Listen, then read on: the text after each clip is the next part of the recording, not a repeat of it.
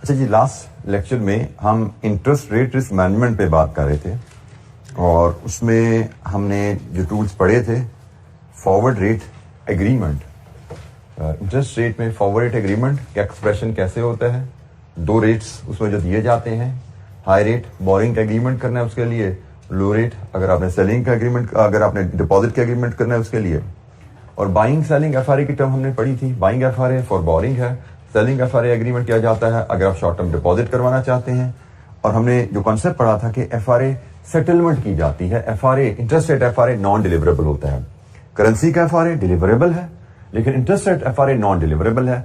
आप एक बैंक से एफआरए का एग्रीमेंट करोगे और जब लोन लेने का टाइम आएगा तो वो बैंक आपको लोन देगा नहीं, बल्कि आपसे कहेगा कि आप लोन का एग्रीमेंट रूटीन में करो, तो जो फर्क होगा मेरे रेट से और आपके रूटीन के नॉर्मल बैंक रेट लोन का, वो हम आपस में लेन देन से सेटल कर लेंगे। असल मकसद एफआरए का क्या है कि आप जिस रेट पे एग्रीमेंट करो आपकी इंटरेस्ट कॉस्ट वहीं पे लॉक इन रहे, तो वो इंटरेस्ट कॉस्ट वहीं पे लॉक इन रहती है। आपने 4% पे एग्रीमेंट किया था एफआरए का, मार्केट में आपको लोन 6% पे मिल गया, तो 2% बैंक आपको कंपनसेशन दे देता है, आपकी कॉस्ट वहीं की 4 की 4 रही है। आपने 4% पे एग्रीमेंट किया था, बैंक से लोन आपको 3% पे मिल गया, तो 1% आपको पे करना पड़ जाएगा बैंक को, ताकि आपकी कॉस्ट 4% पे ही रहे। सो एफआरए सेटलमेंट की हमने बारे में बात की थी कि एफआरए सेटलमेंट जब लोन दिया जाता है ना, उस वक्त कर लिया जाता है एफआरए सेटलमेंट का काम। इसलिए हमने ये भी इसमें डिस्कस किया था कि एफआरए सेटलमेंट इसीलिए हम एडवांस में उसकी प्रेजेंट वैल्यू में करते हैं, क्योंकि फॉर एग्जांपल लोन मेरा अगर 6 महीने का है तो लोन शुरू होने से पहले ही हमारी एफआरए सेटलमेंट हो रही होती है। लोन शुरू होने से पहले एफआरए सेटलमेंट होती है, इसलिए जो लोन की जो एफआरए सेटलमेंट की अमाउंट होती है वो प्रेजेंट वैल्यू में सेटल की जाती है। ये भी हमारी डिस्कशन हुई थी, मैंने प्रेजेंट वैल्यू की कैलकुलेशन भी आपको इन एग्जांपल्स में शो कर दी थी। तो इंटरेस्टेड एफआरए पे कोई क्वेश्चन किसी बच्चे के जहन में? Buying FRA, selling FRA, FRA settlement में कैसे हम अमाउंट रिसीवेबल या payable by the company determine करते हैं, और एफआरए सेटलमेंट की अमाउंट की फ्यूचर वैल्यू कैसे कैलकुलेट की जाती है, उसकी प्रेजेंट वैल्यू कैसे कैलकुलेट की जाती है। Interest rates are always annual. जब भी हम किसी इंटरेस्ट रेट को अमाउंट पे अप्लाई करते हैं हमें मैच्योरिटी भी देखनी पड़ती है।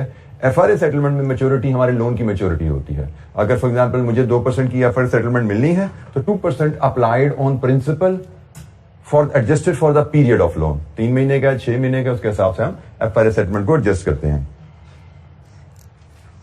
अच्छा, फ्यूचर्स पे हम फिर आखिरी टूल गालिबन हमारा फ्यूचर का डिस्कस हो रहा था। हमने कहा था ये भी एक तरह के फॉरवर्ड एग्रीमेंट्स ही होते हैं, और फर्क सिर्फ ये है कि ये फ्यूचर एक्सचेंजेस पे चूंकि ना डील होना होता है इसलिए स्टैंडर्डाइज एग्रीमेंट होते हैं। स्टैंडर्डाइज एग्रीमेंट की जब हमने बात की थी तो हमने कहा था जैसे कॉन्ट्रैक्ट साइज है इनका स्टैंडर्डाइज होता है, जैसे इनकी डेट है जून, जुलाई, अगस्त में भी normally end of the month होती है, वो भी स्टैंडर्डाइज होती है। ठीक है, तो ये हमने फ्यूचर पे ही बात की थी। और हमने फ्यूचर के बारे में एक असूल पढ़ा था, जो डिफरेंट चीजें सीखी थी उनमें था कि अगर हमने लोन को हेज करना है तो हम सेल इंटरेस्टेड फ्यूचर से अपनी हेजिंग करते हैं, और अगर हमने डिपॉजिट को हेज करना है तो हम बाय इंटरेस्टेड फ्यूचर से हेजिंग करते हैं।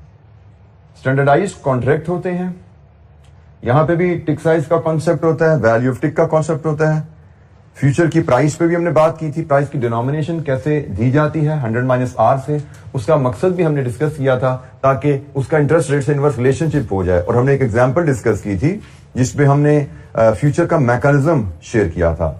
तो फ्यूचर में हमने जो डिस्कस किया था कि जब हम एक हेज सेटअप करते हैं सेल करके, सेल इंटरेस्टेड फ्यूचर से फॉर लोन, तो फिर at the time of loan हमें लोन मिलेगा नहीं, क्योंकि फ्यूचर भी नॉन डिलीवरेबल है।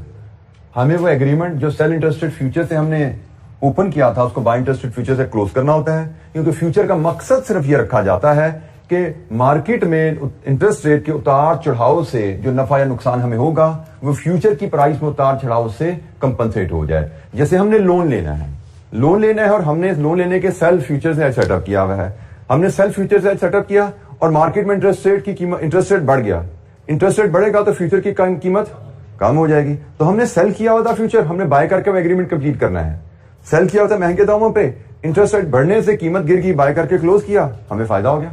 महंगे दामों चीज बेची थी, खरीदी सस्ते दामों, फायदा हो गया। और यही वो मैकेनिज्म है फ्यूचर का कि हमें इंटरेस्ट रेट बढ़ने से जो मार्केट में लोन महंगा मिला, इंटरेस्ट रेट बढ़ गया 3 महीने में तो लोन तो महंगा हो गया, हमें ज्यादा इंटरेस्ट देना पड़ा, तो वो जो एक्स्ट्रा इंटरेस्ट हमें देना पड़ता है वो हमारा फ्यूचर में फायदे से कंपनसेट हो जाता है। ये एग्जाम्पल हमने डिस्कस की थी, इसका ओवरव्यू में अगर यहां से देखूं तो ये जनाब उसकी कहानी थी कि हमने कहा थी हेज सेटअप किया था हमने सेल पे 96.5, जब क्लोज करने का वक्त आया, मतलब लोन लेने का टाइम आया, हमने बाय करके क्लोज की पोजीशन, हमें 0.75% का फायदा हुआ, बेचा खरीदा फायदा हुआ। ये फायदा 75 टिक्स भी पढ़ा जा सकता है और हम इसको 8 कॉन्ट्रैक्ट 75 टिक्स इंटू 25 ऐसे भी 15,000 कैलकुलेट कर सकते हैं। अल्टरनेटिवली 0.75% इंटू 8 इंटू 1 मिलियन के कॉन्ट्रैक्ट्स हैं, एडजस्टेड फॉर पीरियड 3/12, हम यहां से भी 15,000 कैलकुलेट कर सकते हैं। हमने इस कॉन्टेक्स्ट में टिक साइज और वैल्यू ऑफ टिक का कॉन्सेप्ट भी लिया था। ये जी हमने मैकेनिज्म पढ़ा था, हमने कहा जी हमें 15,000 का फ्यूचर में फायदा हो गया, अब हम मार्केट में जाएंगे 8 मिलियन के एक्चुअल लोन लेंगे, उसकी कॉस्ट ये है, इसमें से जो हमें गेन हुआ फ्यूचर में वो माइनस कर देंगे तो हमारी नेट इंटरेस्ट कॉस्ट उस लोन की 70,000 ही रहेगी। और ये वही कॉस्ट है जो हेज शुरू करते हुए मार्केट में रेट चल रहा था।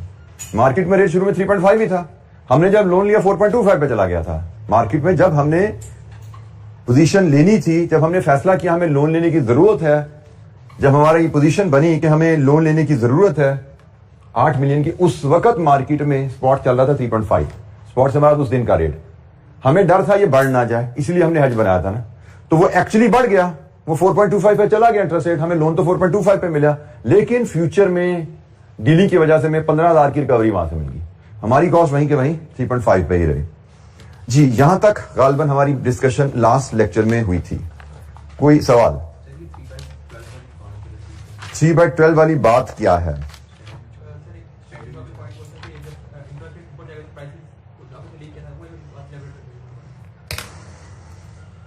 दो सवाल हैं। पहला सवाल हम इसको बात कर लें 3/12 क्या चीज है। हम फ्यूचर की जब बात करते हैं तो हमने कहा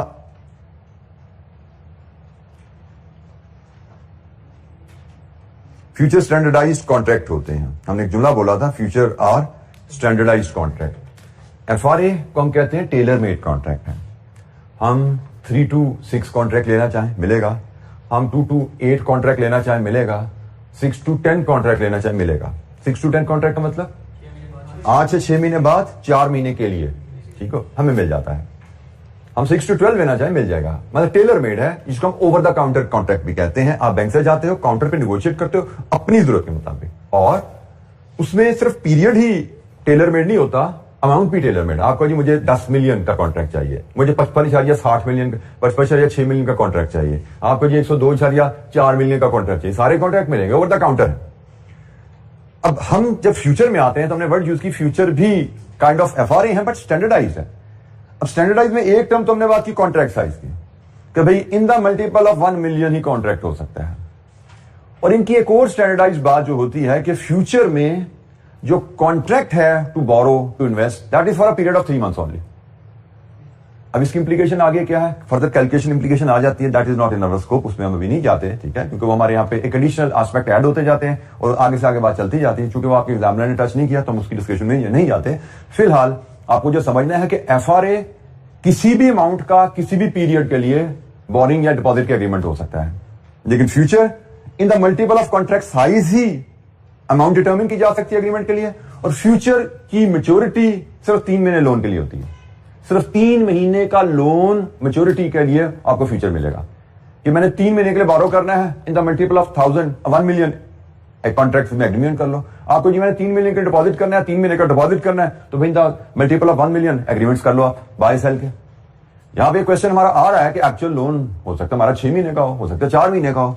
अब उसकी क्या इंप्लीकेशन है वो फिलहाल सीफैप के लिए हम छोड़ेंगे, उस पर हम अभी नहीं जाएंगे, ठीक है। अभी फिलहाल हम यही समझते हैं कि हमने भी 3 महीने का लोन लेना है, फ्यूचर भी 3 महीने का, तो बस ठीक है, काम खत्म हो गया, हमारा मैनेज हो गया मामला, ठीक है। हम फिलहाल कैफ में इस चीज को सिंपल ही रख रहे हैं कि हमारा लोन भी हमें 3 महीने के लिए चाहिए और फ्यूचर कॉन्ट्रैक्ट भी 3 महीने का ही होता है। फ्यूचर 3 महीने का ही होता है, ये तो मार्केट की बात है, लिखी पड़ी बात है। हमारे लोन की मैच्योरिटी फर्क भी हो सकती है और उसकी इंप्लीकेशन क्या है उसमें हम अभी नहीं जाना चाहते, इसलिए हम कहते हैं हमारी मैच्योरिटी भी अज्यूम करें, हमारे केस में 3 महीने रहेगी, ठीक है। तो ये तो होगी बात 3 months की। तो इसलिए अकॉर्डिंगली जब भी हम फ्यूचर में नफा नुकसान निकालेंगे, जब भी हमने फ्यूचर की वैल्यू में बाइंग सेलिंग की फ्यूचर में और हमें पता लगा हमें कितना फायदा या नुकसान है, इसको जब वैल्यू में कन्वर्ट करना है 0.75 को परसेंट को 3/12 से एडजस्ट करना है, क्योंकि 0.75% है, परसेंटेजेस आर ऑलवेज एनुअल।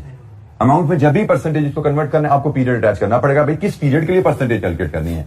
तो हमने कहा जी इंटरेस्ट के केस में, फ्यूचर के केस में स्टैंडर्ड पीरियड 3/12 होता है, अनलेस टोल्ड अदरवाइज। एग्जामिनर क्या दे जी, फ्यूचर के कॉन्ट्रैक्ट की ड्यूरेशन 6 महीने है, तो भी 6/12 लिखते ना यहाँ पे, बट क्वेश्चन साइलेंट है, तो 3/12 ग्लोबल स्टैंडर्ड है। जैसे मैं अगर थोड़ा सा बता दूं आपको कि आईकैप के फाइनल लेवल पे जो क्वेश्चन आए, मैं यहाँ पे भी इतना क्वेश्चन आए नहीं हमें, तो इंटरेस्ट रेट पर तो अभी तक हमें टेस्ट नहीं किया गया। फाइनल लेवल पे हमें क्वेश्चन ऐसे आए हुए हैं जिसमें उसने लिखा हुआ है कि इंटरेस्ट रेट फ्यूचर की मैच्योरिटी 6 महीने है, तो फिर हमने इसको जब वर्किंग में जरूरत पड़ी हमने 6/12 रिड्यूस किया इसको, ठीक है।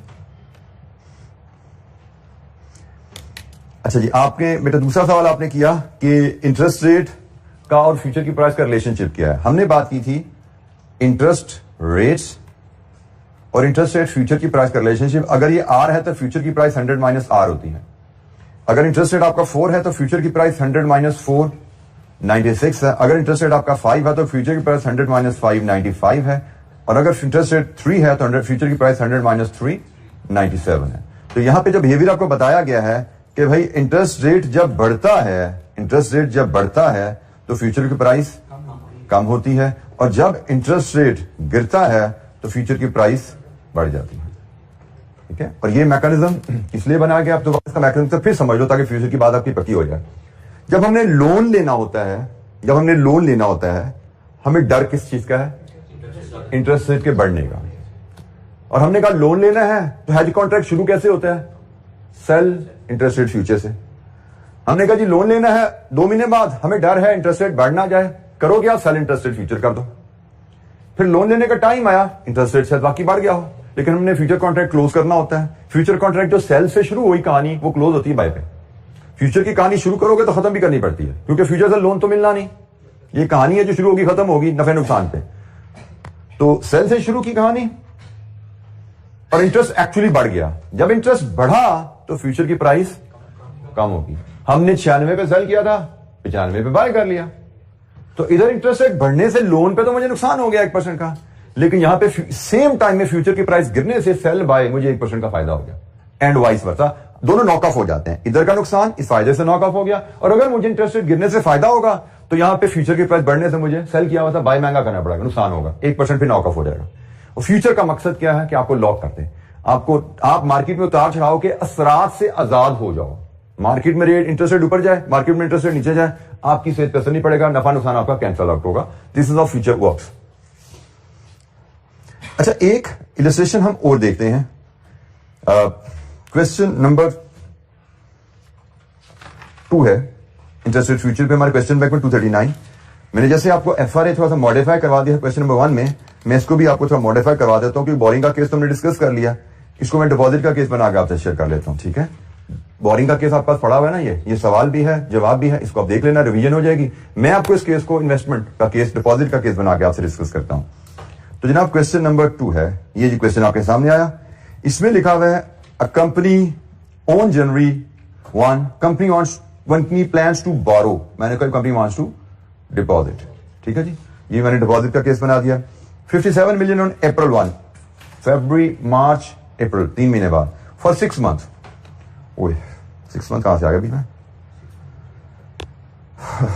अच्छा जी, चलिए देखते हैं कैसे इसको मैनेज कर रहा है। Future contract size, the current spot rate KIBOR is 7% for both 3 months and 6 months, and the current September KIBOR future price is the same, मतलब 7% के हिसाब से 93%। The value of 1 tick of KIBOR future contract is this. उसने देखिए future में उसने खुद 6/12 use कर लिया, यहां पे उसने 6/12 यूज कर लिया। तो इसके बाद उसने कहा फ्यूचर का पीरियड 6 महीने है। तो मैंने जैसे कहा था कि आपको जो आपके लोन या डिपॉजिट का पीरियड होगा उससे मैचिंग फ्यूचर दिया जाएगा, मतलब ऐसा आपको कैश में जैसे यहां पे उसने साबित कर दिया मिसमैच नहीं दिया जाएगा। सीसैप में मिसमैच आता है, इधर 6 महीने होगा, इधर 3 महीने होगा, उसकी इंप्लीकेशन, इधर 10 महीने होगा, इधर 3 महीने होगा, उसकी इंप्लीकेशन, इधर 12 महीने, इधर 6 महीने, कैसे डील करना है, इंप्लीकेशन है। लेकिन हमें यहां पे ये चीज क्लियर है कि भाई हमारी जो लोन या डिपॉजिट की है वो हमारे फ्यूचर की मैच्योरिटी से मैच करवा के देगा। वो 3 दे, 6 दे, जो भी देगा मैच करवा के देगा। वो एडजस्टमेंट हमारे स्कोप से बाहर है। तो यहां पे जैसे उसने 6 की बात कर दी कि हमारे डिपॉजिट भी 6 महीने के हैं और फ्यूचर भी 6 महीने है। और फ्यूचर में उसने कहा जी value of tick. Value of tick क्या होता है कि एक कैसे कैलकुलेट कर गया वैल्यू ऑफ टिक? अच्छा, उसने परसेंटेज को बटा 100 कर दिया। ये बेसिकली इट इज 0.01%, ठीक है। ये 0.01% है, मतलब बटा 100 कर दो तो 3 जीरो लगे ना ऊपर। तो आप इसको ऐसे, मुझे भी कंफ्यूजन हो रही है इसको, मगर छोड़ दें तो हम इसको ऐसे पढ़ते हैं, दिस इज 0.01%। तो this is tick size. Value of tick क्या होती है? Tick size into contract size into contract period. Future में ये 3 वेरिएबल होते हैं, tick size into contract size into contract period, 500 रुपया उसने कहा जी ये आपका वैल्यू ऑफ टिक है और कॉन्ट्रैक्ट साइज 10 मिलियन है। अच्छा यहां पे फिर एक चीज ध्यान में रखिए, हमने असूल मैंने आपको बताया था, जिस दिन आपने लोन लेना है या डिपॉजिट करना है उससे नेक्स्ट डेट का फ्यूचर कॉन्ट्रैक्ट लेना होता है। फ्यूचर कॉन्ट्रैक्ट हमें मार्केट में कई मिलते हैं, मई मिलेगा, जून मिलेगा, अगस्त मिलेगा। हमारा अगर अप्रैल की ट्रांजैक्शन की डेट है तो इमीडिएट नेक्स्ट जो है वो लेना होता है, ठीक हो गया। अब यहां पे उसने अप्रैल की डेट और एक ही फ्यूचर का जिक्र किया है, कौन सा है? मतलब हमारे पास कोई ऑप्शन नहीं है कि उससे पहले का कोई फ्यूचर अवेलेबल है जिसको हम लेते। अगर सितंबर से पहले को अगस्त का होता, जुलाई का होता, जून का होता, मई का होता, हम वो लेते। Earlier immediately after the date लेना होता है, इसको याद रखिए। अभी तक उसने वो असूल टेस्ट नहीं किया, एक ही फ्यूचर देता है, बट ये वो असूल है इतना बेसिक है कि आपको टेस्ट कर सकते हो। आपको हो सकता है 2 फ्यूचर देता, अप्रैल को जी हमने डिपॉजिट करवाना है और मई और जून के 2 फ्यूचर अवेलेबल है, तो आपको पता होना चाहिए इमीडिएट नेक्स्ट, ठीक है। तो यहां पर तो है, ये सितंबर का है तो कोई बात नहीं, सितंबर का ही सही। तो ये जिसने कहा जी आपका 93 उसकी प्राइस है सितंबर फ्यूचर की। How should company has its interest rate risk using future contract, कैसे हैज करे? Calculate the total effective income, इसको बोरिंग की जगह डिपॉजिट रेट कह देंगे, ठीक है। Deposit income if on 1st April the 3-month and 6-month spot Kaibor is 6.5 and September 30th 202x future price is also the same। अच्छा यहाँ पे एक जुमला जो पिछले सवाल में भी उसने मिस किया था, जो यहां पे भी मिस होता मुझे नजर आ रहा है। पिछले सवाल में पिछली एग्जांपल जो हमने इसकी की थी, that was on page number, future की example that was on page number 231।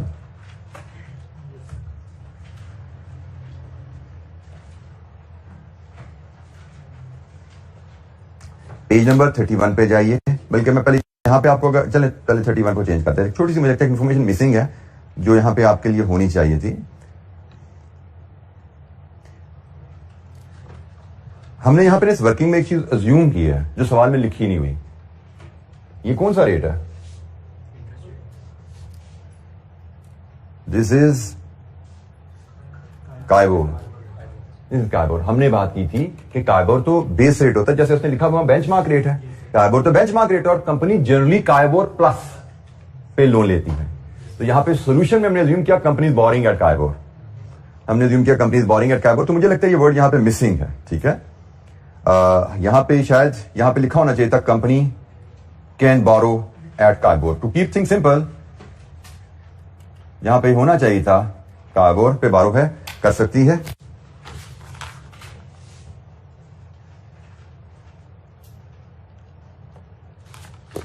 और सिमिलरली जब हम क्वेश्चन नंबर 2 की बात कर रहे हैं जो कि पेज नंबर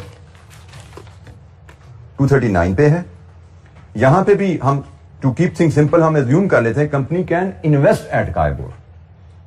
कंपनी काइबोर पे इन्वेस्ट कर सकती है। कंपनी कैन डिपॉजिट कह लीजिए, डिपॉजिट प्लेस डिपॉजिट या डिपॉजिट एट काइबोर। कंपनी अपनी इन्वेस्टमेंट काइबोर पे कर सकती है।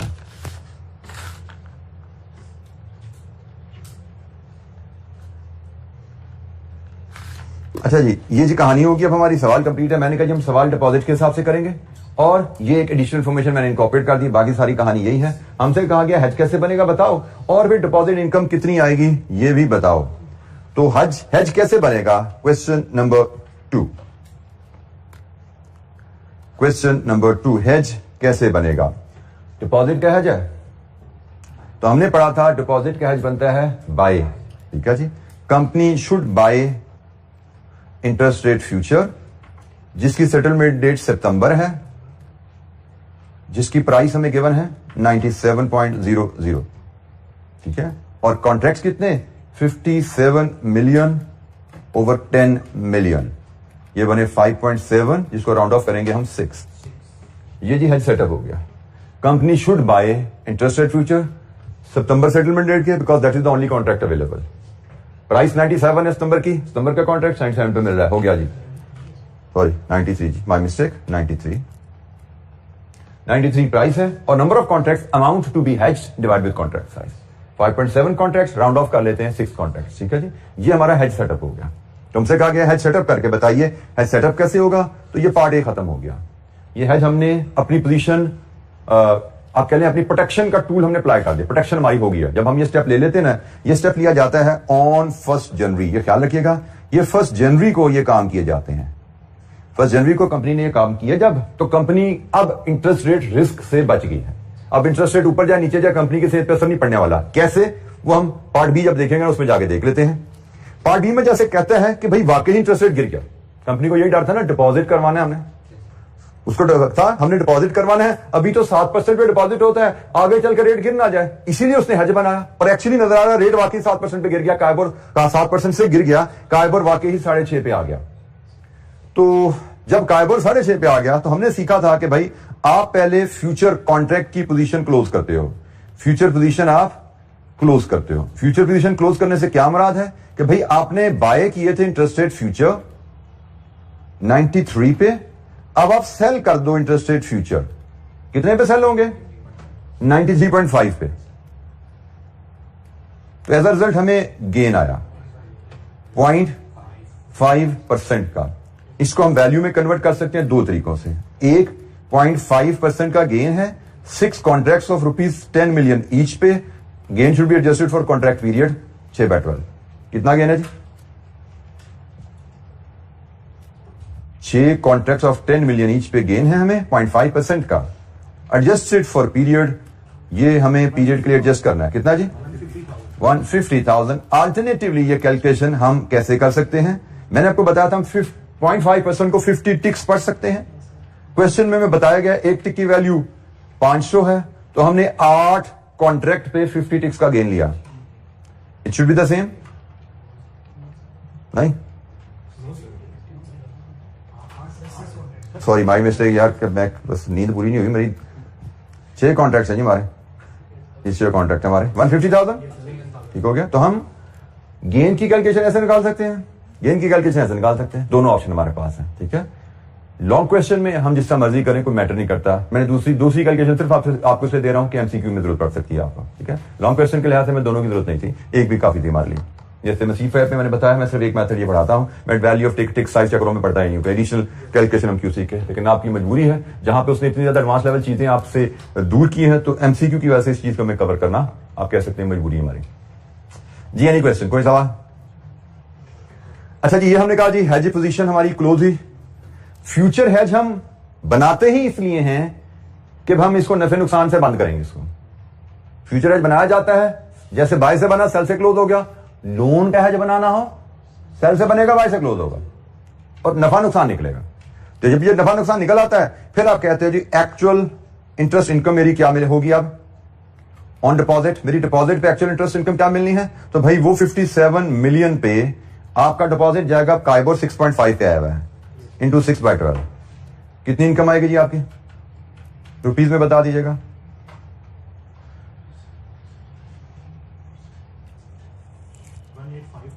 1852,500 ये आपकी इनकम आई है, और इस इनकम में ये प्रॉफिट ऐड कर दो। ठीक है, इसमें ये ऐड कर दो। ये भी आपने प्रॉफिट किस लिए किया था कि भाई इनकम में जो ड्रॉप आए वो कवर हो जाए इससे। तो ये भाई add income from futures, interest rate futures 150,000। तो बोलिए आपकी टोटल इनकम ऑन डिपॉजिट कितनी आई, 2500। अगर आप चाहें तो इसका इंटरेस्ट रेट भी बना सकते हैं।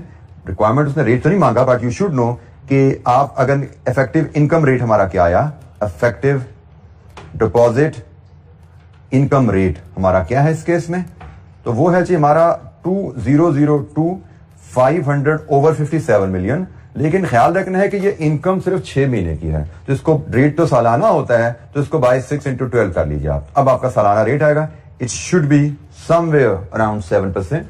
कितना है,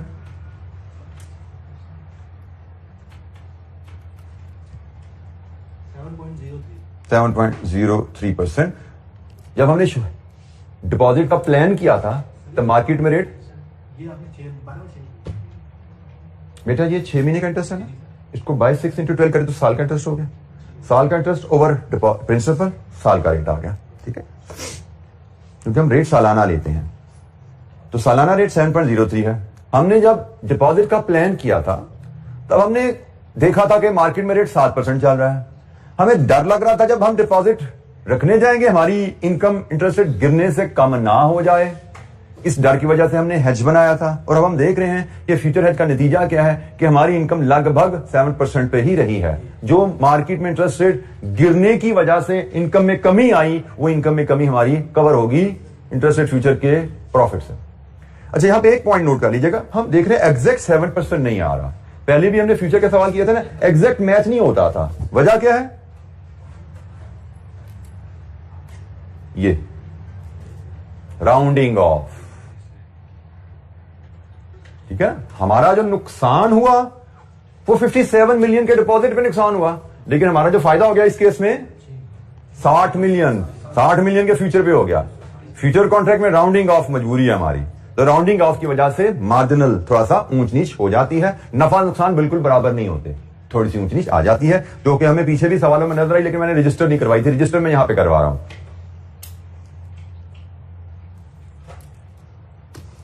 जी जनाब, एनी क्वेश्चन, कोई सवाल?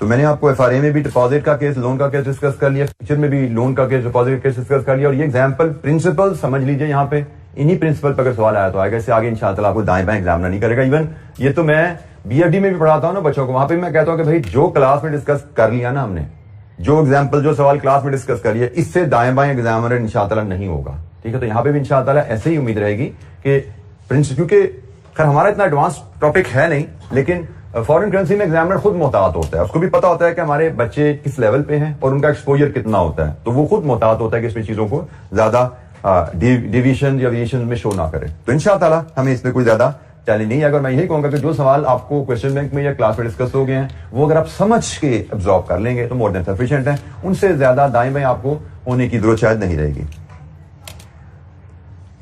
अच्छा जी, अब हमारा आखिरी tool interest rate risk management का, ऑप्शंस, इंटरेस्ट रेट ऑप्शन।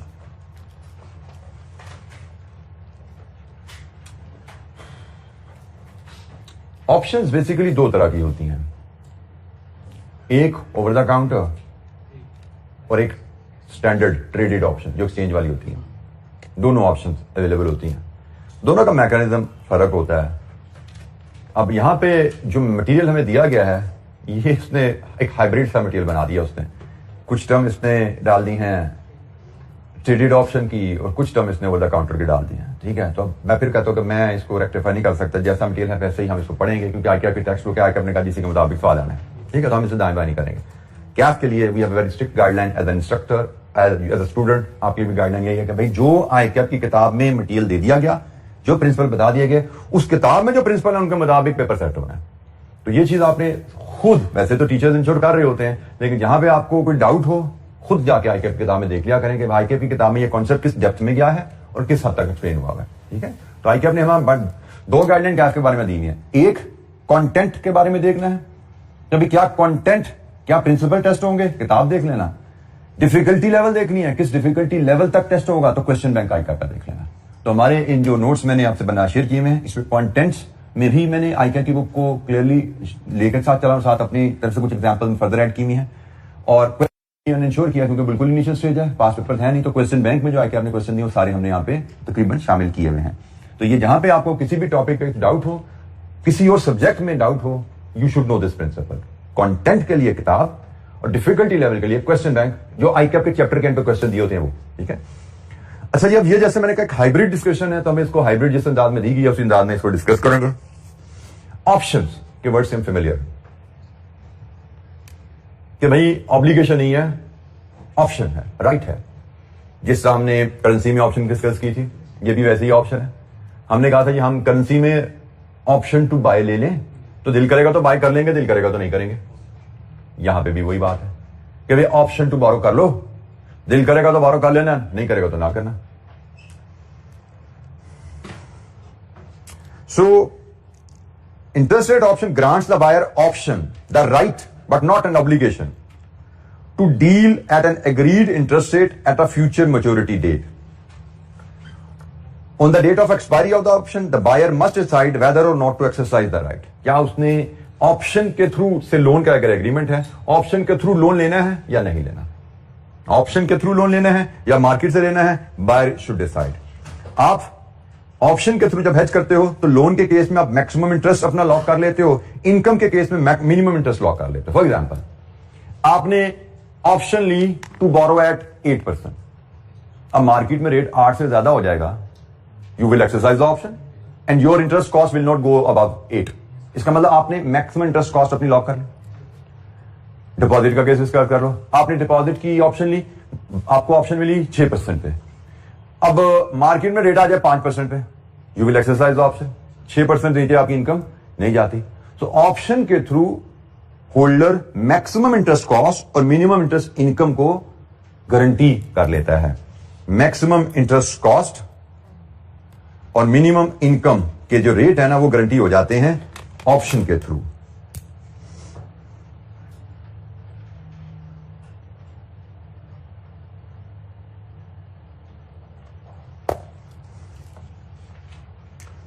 चूंकि हम कह रहे हैं यहां पे गारंटी होते हैं इसलिए इनको इंटरेस्ट रेट गारंटी भी कहा जाता है। ऑप्शन इंटरेस्ट रेट ऑप्शन को इंटरेस्ट रेट गारंटी भी कहा जाता है, ठीक है, क्योंकि यहां पे हम इंटरेस्ट रेट गारंटी करवा रहे होते हैं अपने। अच्छा, इंटरेस्ट रेट ऑप्शन से रिलेटेड चूंकि ऑप्शन आती है तो कॉल और पुट की टर्म आ जाती है, लेकिन अब कॉल और पुट की टर्म हमने पढ़ी थी पहले करेंसी में। हमने था कॉल का मतलब ऑप्शन टू बाय, पुट का मतलब ऑप्शन टू सेल। अब यहां पे ना बाय होना ना सेल होना, यहां पे कहानी थोड़ी फर्क है। तो यहां पे कॉल लिंक होती है इनकम के साथ या डिपॉजिट के साथ, और पुट लिंक होती है इंटरेस्ट कॉस्ट के साथ। और इसके नीचे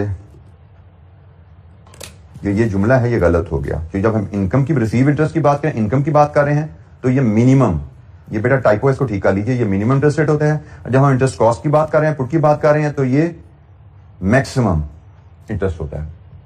ये भी ऊपर मैंने आपसे शेयर किया ना मिनिमम मैक्सिमम की कहानी, कि मैक्सिमम कॉस्ट होती है, मिनिमम इनकम है। गारंटी आपको क्या मिलती है ऑप्शन से? मैक्सिमम इंटरेस्ट कॉस्ट की गारंटी मिलती है लोन के केस में, मिनिमम इनकम की गारंटी मिलती है डिपॉजिट के केस में। तो वही यहां पे बात हो रही है कि अगर आपने रिसीव इंटरेस्ट का मतलब इनकम है ना, अगर आपने इनकम को हेज करना है तो कॉल ऑप्शन से हेज होती है, और कॉल ऑप्शन आपको मिनिमम इनकम गारंटी कर देती है।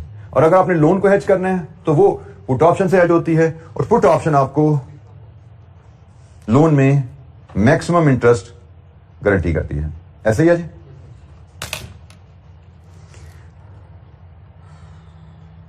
वही जो बात मैंने आखिरी बोली थी कि भाई ये फ्यूचर एक्सचेंजेस में भी मिल सकती है, ओवर द काउंटर भी हो सकती है। एग्जाम्पल इसकी हमारे पास जो अवेलेबल है उसको हम फॉलो करते हैं। ऑप्शन का मैकेनिज्म के लिए हमारे पास पेज 232 पे एक एग्जाम्पल अवेलेबल है, पहले इसको फॉलो करेंगे। पेज 232,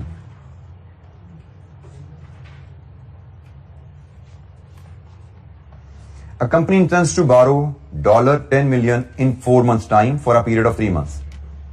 4 महीने बाद 3 महीने के लिए। What is concerned about volatility of dollar LIBOR rate? हमने काइबोर पढ़ा था। KIBOR is Karachi interbank offer rate, London interbank offer rate, LIBOR London interbank offer rate. International currencies के लिए हम लाइबोर को रेफर करते हैं, पाकिस्तानी करेंसी के लिए हम काइबोर को रेफर करते हैं। That is the base rate है, दोनों बेस रेट ही। अच्छा, 3 month LIBOR dollar LIBOR rate is currently 3.75 but might go up और डाउन, कुछ भी हो सकते हैं नेक्स्ट 4 मंथ जब हमें लोन लेने का वक्त आएगा। The company therefore takes out borrowers option. अच्छा, जब यहां पे हमने ध्यान में रखना है लोन लेने हैं, तो हमने भी पढ़ा लोन लेने के लिए हमें क्या स्टेप लेना होता है। ऑप्शन में कौन सी ऑप्शन चाहिए, कॉल या पुट? लोन लेने के लिए अभी पढ़ा था हमने पुट ऑप्शन, ठीक है जी। पुट ऑप्शन ही है ना, फॉलो कर लो, गलती ना हो कहीं। Put option is right to sell, that is right to pay interest loan, ठीक है। तो लोन में हमने पुट ऑप्शन लेनी है, तो हमने कहा जी पुट ऑप्शन लेनी है, और for a notional 3 month dollar notional अलामती। और अलामती यहां पे क्यों लिखा जाता है? Because these are non deliverable, इसलिए हम इसको नोशनल प्रिंसिपल कहते हैं, एक्चुअल प्रिंसिपल नहीं होता। हमने अलामती तौर पे $10 मिलियन उधार लेने का एग्रीमेंट कर लेना है, ऑप्शन ले लेनी है अलामती तौर पे। एक्चुअली तो हमें ऑप्शन से लोन नहीं मिलेगा, क्योंकि option, FRA, futures all are non deliverable. Interest rate में कोई एग्रीमेंट डिलीवरेबल नहीं है। करेंसी में FRA deliverable agreement, money market से डिलीवरेबल अरेंजमेंट होती है करेंसी में, लेकिन करेंसी में फ्यूचर्स नॉन डिलीवरेबल। करेंसी में ऑप्शंस, अब ऑप्शन हमने ट्रेडेड ऑप्शन पढ़ी थी, करेंसी में हमने जी बिल्कुल ट्रेड ऑप्शन पढ़ी थी non deliverable. By the way हमने यहाँ पे उसको डिलीवरेबल नॉन डिलीवरेबल का एंगल से डिस्कस नहीं किया क्योंकि यहाँ पे वो बात ही नहीं, लेकिन करेंसी में मैं सिर्फ ये बता देता हूं, करेंसी में भी ट्रेडेड और ओवर द काउंटर दोनों केसेस, दोनों ऑप्शन होती हैं।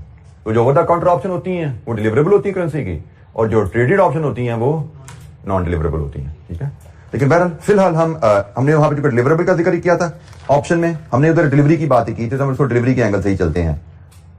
करेंसी में हमने नॉन डिलीवरेबल का कॉन्सेप्ट डिस्कस नहीं किया था, लेकिन CFA 4 में आपको जाके पता लगेगा वहां पे दोनों चीजें होती हैं। जिस तरह हम इंटरेस्ट रेट के बारे में तो हम क्लियर है भाई, सारे ही नॉन डिलीवरेबल एग्रीमेंट, कोई डिलीवरेबल एग्रीमेंट नहीं है, तो ये भी नॉन डिलीवरेबल एग्रीमेंट है। अच्छा जी, हमने कहा हमें पुट ऑप्शन चाहिए और स्ट्राइक रेट 4% पे हमें पुट ऑप्शन मिल रही है, मतलब 4% पे बोरो करने की हमें ऑप्शन मिल रही है। 4 महीने बाद इस ऑप्शन की एक्सपायरी आएगी, जब एक्चुअल लोन लेने का टाइम आएगा, जब हमें डिसाइड करना होता है कि हमें इस ऑप्शन के थ्रू लोन लेना है या नहीं। जब हमें डिसाइड करना है कि हमें इस ऑप्शन के थ्रू लोन लेना है या नहीं, तो हम करेंगे क्या, 4 महीने बाद देखेंगे मार्केट रेट पे लोन मिलता है और फिर फैसला कर लेंगे। और rule is very simple, market में अगर हमें बैंक से 4% से ज्यादा लोन मिल रहा है, हम कहेंगे ऑप्शन के थ्रू लोन लेना। मार्केट में 4% से कम रेट पर लोन मिल रहा है, हम कहेंगे जी हम मार्केट से लोन लेंगे, हमें ऑप्शन से लोन नहीं चाहिए। Very simple mechanism. तो जनाब यही किया जाता है कि आप वेट करते हो 4 महीने का, जहां पे आपको ऑप्शन रेट नहीं लेना। हाँ, ऑप्शन है ना, तो ऑप्शन प्रीमियम भी होता है भाई, ठीक है, ऑप्शन प्रीमियम भी आएगा और हमें परसेंटेज पर एनम दिया जाता है, नोशनल प्रिंसिपल पे कैलकुलेट होता है, परसेंटेज पर एनम और नोशनल प्रिंसिपल। जिस प्रिंसिपल की आपने ऑप्शन ली है, परसेंटेज आपको बताई जाएगी, उसके साथ आप प्रीमियम कैलकुलेट कर लेते हो। अच्छा, जब होगा क्या इन 3 मंथ्स टाइम, अगर रेट से 6% पे है, रेट 6% पे है, मार्केट में लोन आपको 6% पे मिल रहा है,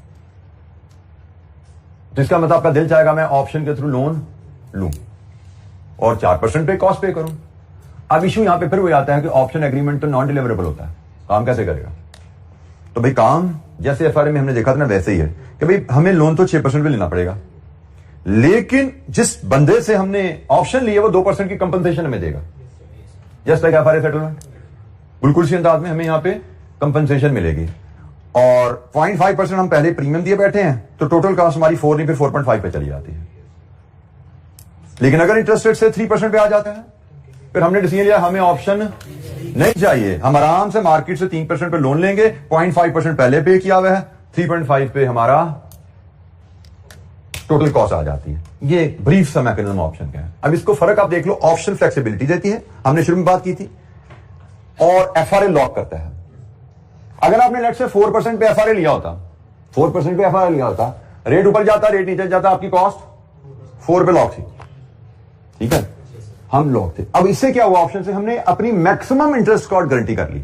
अब रेट बेशक 10 पे चला जाए, हमारी कॉस्ट 4.5 से ऊपर नहीं जाएगी, मैक्सिमम गारंटी होगी, मिनिमम जितना रेट नीचे करेगा सारा फायदा हमारा, ठीक है। तो यह है आपका ऑप्शन का मैकेनिज्म कि आप एग्रीमेंट करते हो, उसके बाद एक रेट पे एग्रीमेंट हुआ, आप फिर एक्सपायरी की डेट का इंतजार करते हो, एक्सपायरी पे क्या रेट है उसके मुताबिक फैसला करोगे। आपका लोन का एग्रीमेंट था 4% पे, एक्सपायरी पे मार्केट में लोन 6% पे मिल रहा है, आपका डिसीजन एक्सरसाइज ऑप्शन, आपकी कॉस्ट 4.5 पे रहेगी।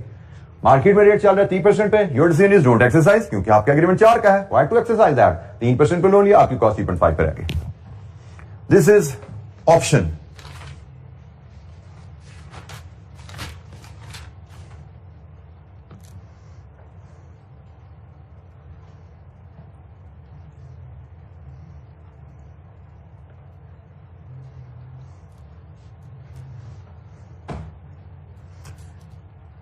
अच्छा, ऑप्शन के केस में फिर हमारे पास एक क्वेश्चन अवेलेबल है, क्वेश्चन नंबर 3।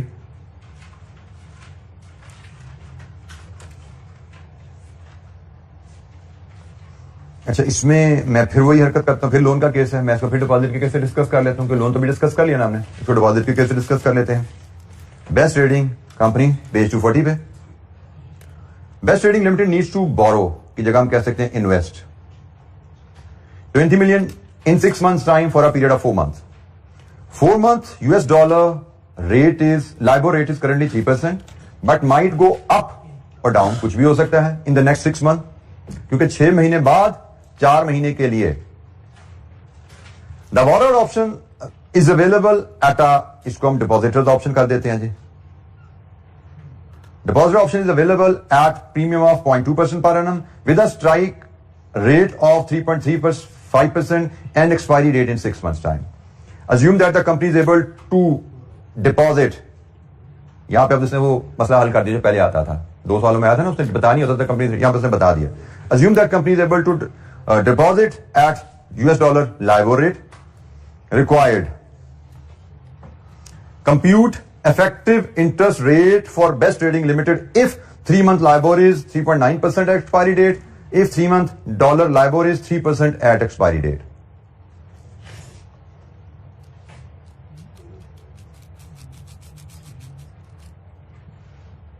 हमारी ऑप्शन हमारी है 3.5 की, 3.35 की, ठीक हो गई. तो अब हमने कहा जी हमारे डिपॉजिट का केस है, हम इसमें उसने मांगा तो नहीं, लेकिन हम पहले हेज की टर्मिनोलॉजी भी लिख लेते हैं. हम कहते हैं क्वेश्चन नंबर 3 में हम हेज कैसे बनाएंगे, किस ऑप्शन से बनेगा हेज? डिपॉजिट का हेज है ना, तो डिपॉजिट के हेज के लिए कंपनी शुड बाय कौन सी option? Call option. Buy call option, और जो कि अवेलेबल है किस रेट पे? 3.35 पे. Buy call option at 3.35%. फिर होगा क्या? 2 सिनेरियोस ने हमें दिए हैं, दोनों सिनेरियोस को हमें वैलिडेट करने हैं, तो हम दोनों सिनेरियोस के लिए 2 कॉलम बना लेते हैं.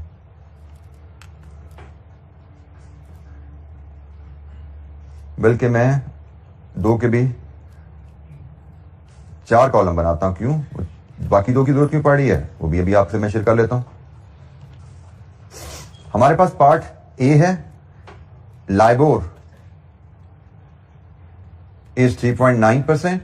पार्ट बी है, LIBOR is 3%. तो मैं यहां पे परसेंटेज के टर्म में ही, जैसे हमने पहले सवाल देखा था उसी अंदाज में देखते हैं. हमने कहा जी हमें LIBOR जब 3.9 पे गया तो एक चीज तो क्लियर है, हमारी इनकम तो 3.9% पे ही हमें मिलनी है. इनकम तो हमें 3.9 पे मिलनी है. क्वेश्चन सिर्फ यह है क्या हम यहां पे ऑप्शन एक्सेस करना चाहते हैं? ऑप्शन हमारे पास है कि हम चाहें तो इनकम 3.35 पे भी ले सकते हैं. तो आंसर इज नो, हम इनकम 3.9 पे लेना चाहते हैं. We are happy. हां, एक काम सिर्फ होगा, इसमें से हम लेस कर देंगे प्रीमियम जो कि है 0.2%. तो यहां से हमारी नेट इंटरेस्ट इनकम आ गई. ठीक है जी, नेट इंटरेस्ट इनकम 3.7%.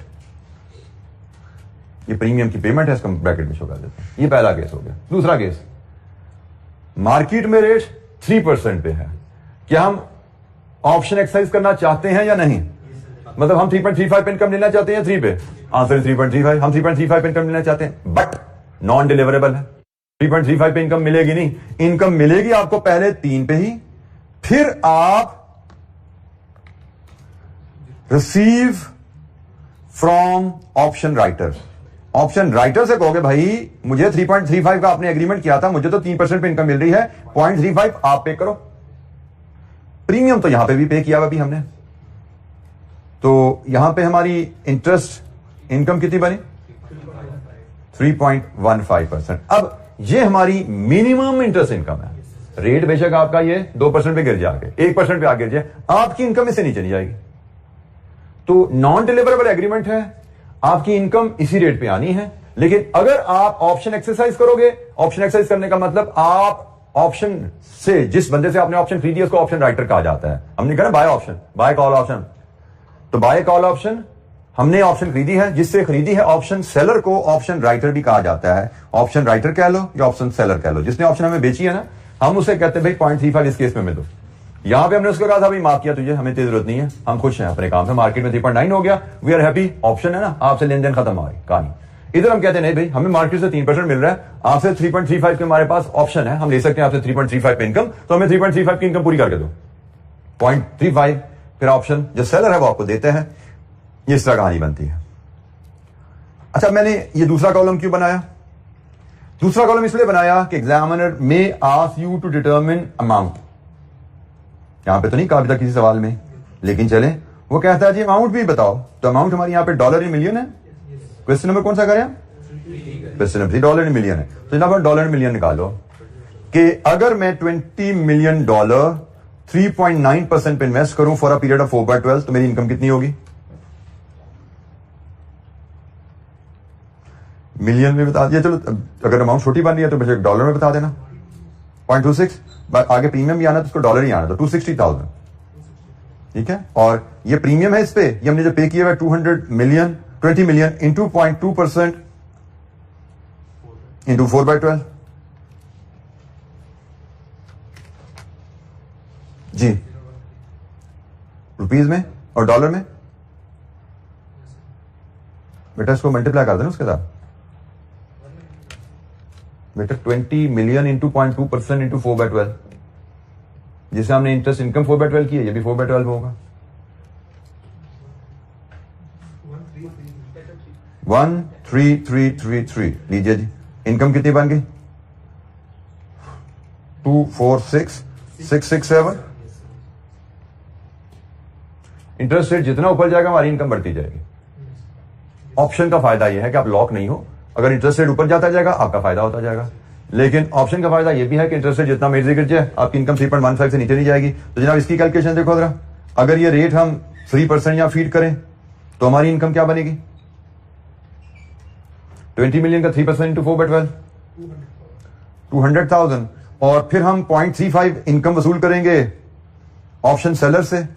0.35% ये भी 4/12 के लिए आएगी। ये कितनी आएगी?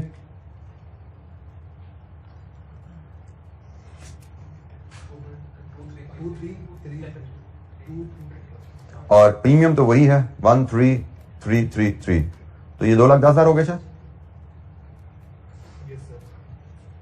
तो ये आपकी मिनिमम इनकम है। आपकी इनकम इससे नीचे की सूरत नहीं जाने वाली। जितना मर्जी रेट गिर जाए आपकी इनकम यही रहेगी। जो कमी होगी आप ऑप्शन सेलर से को भी पूरी करके दो, वो पूरी कर देगा आपको। आपकी इनकम 3.15 से नीचे जाने वाली नहीं है। लेकिन इंटरेस्ट रेट जितना ऊपर बढ़ेगा आपकी इनकम बढ़ती जाएगी। यही असल में ऑप्शन का फायदा होता है कि आप अपने आप को लॉक नहीं करते, आप अपनी पोजीशन ओपन रखते हो कि भाई अगर मार्केट हमारे अगेंस्ट गई बच जाएंगे, अगर मार्केट हमारी फेवर में भी फायदा उठाएंगे उसका। एफआरए में यह चीज नहीं होती।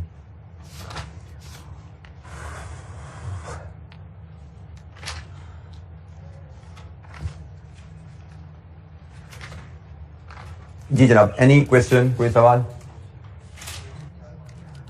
अच्छा जी, अब हम मार्केट रिस्क पे डिस्कशन, अगर आपको याद हो तो बड़ी देर पहले हमारी डिस्कशन हुई थी। हमने एक बात शुरू कहां देखी थी? There are 3 types of financial risk: market risk, credit risk, liquidity risk. Market risk पे हमारी बात चलती जा रही है। हमने मार्केट रिस्क में पहले फॉरेन एक्सचेंज रेट रिस्क पढ़ा, फिर मार्केट रिस्क में हमने इंटरेस्ट रेट रिस्क पढ़ा। अब मार्केट रिस्क में थोड़ा सा हम कमोडिटी रिस्क पे भी बात कर लेते हैं, क्योंकि बिजनेस में मार्केट में प्राइसेस बदलने के जो असरात आते हैं, वो फॉरेन एक्सचेंज रेट बदलने से भी बिजनेस के प्रॉफिट एंड लॉस पे असरात आते हैं। वो मार्केट में इंटरेस्ट रेट बदलने से भी प्रॉफिट लॉस पे असरात आते हैं। वो मार्केट में कमोडिटी की प्राइसेस बदलने से भी असरात आते हैं। For example, you are into trading, buying selling करते हो, तो आपकी बाइंग सेलिंग में आपने, फॉर एग्जांपल हम अगर बात करें, I used to work for a rice mill. अब हमारे राइस की जो सीजन होता था हार्वेस्टिंग क्रॉप का, वो शुरू होता था सितंबर से तकरीबन जनवरी तक, समझे, रॉ मटेरियल अवेलेबल होता था।